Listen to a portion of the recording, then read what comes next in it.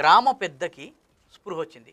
అస్సాంలోని గిరిజన గ్రామాల్లో గ్రామ పెద్ద చాలా ఇంపార్టెంట్. గ్రామ పెద్ద మతం మారితే మొత్తం ఊరు మారిపోవాలి. అంటే వాళ్ళ ఎజెండా అది. ఏజెండా గ్రామ పెద్దని ఎట్లా గ్రామ క్రైస్తవ పెద్దనే మార్చాలి. వీళ్ళ ప్రయత్నం గ్రామ పెద్దనే మార్చాలి. అయితే స్పృహ రాగానే కళ్ళు తెరిచి అటు ఇటు చూసుకున్నాడు, ఛాతీ వైపు చూసుకున్నాడు, శిలువ కనిపించింది, చేత్తో లాగేసి విసిరేశాడు.